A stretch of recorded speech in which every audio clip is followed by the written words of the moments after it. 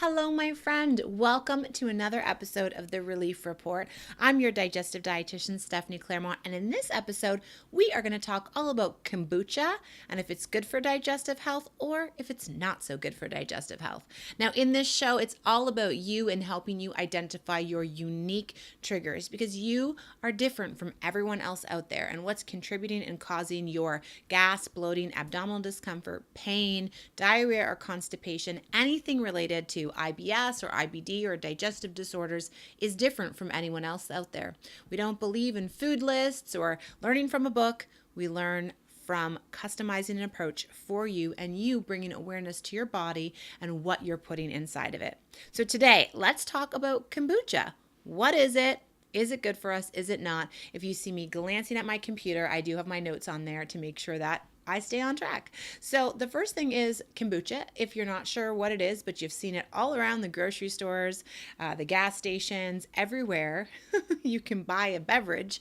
Kombucha is actually a fermented beverage, and it's made by fermenting sugar, black tea, green tea, bacteria, and yeast all together. Now, although they start with a lot of sugar, the sugar is actually used up in the fermentation process, so the final product that you would be buying is actually quite low in sugar. You can find it everywhere. And there are a few food safety concerns, especially making it on your own at home. So if you do want to make it, you definitely want to learn more about it and make sure that you're being food safe. And that's especially coming from your dietitian. I have to tell you to be food safe. So how about kombucha and irritable bowel syndrome or digestive health issues?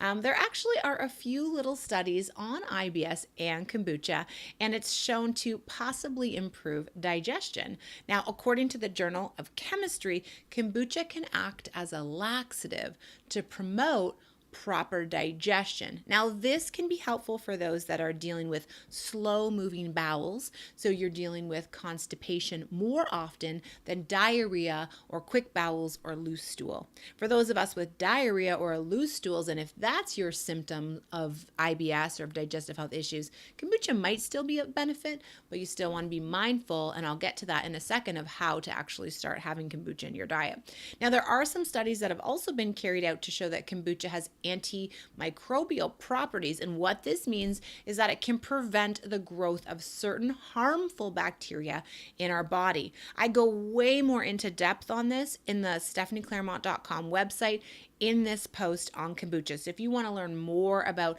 the benefits, the properties, and all about kombucha, then head on over to stephanieclairmont.com and read our article on kombucha. It goes into much more detail. But overall, we do know that it can prevent this growth of harmful bacteria, which can potentially help us balance out our gut and actually help aid in digestion. It's also a prebiotic and probiotic food, which could be good or actually might not be good for our bodies. And what that means is, first of all, kombucha is a carbonated beverage. And we know that carbonated beverages can actually put a bit of air and gas in the stomach and in the digestive system, which could be a trigger for people. Kombucha also has fructans in it, and fructans are a high FODMAP food.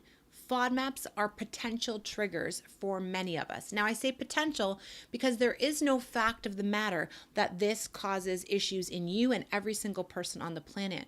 We're all unique and different. And so just because it's carbonated and just because it has fructans doesn't mean that you might not be able to tolerate a little bit of it in your diet, but it does mean that it is a potential trigger in addition to potentially being good for your digestive system. So what do you do with all this information? Well, if you'd like to give kombucha a try and get some of this good for you fermented bacteria in your gut, what I would recommend is grabbing a bottle of a flavor that sounds good to you and starting with just a half a cup. Now, I'm someone who has suffered with IBS in the past. I have IBS and I am mindful of the things that cause me triggers, so I can have about a half a cup and I'm totally fine. But if I chug a whole cup or an entire bottle, not so good for my body. I don't feel well.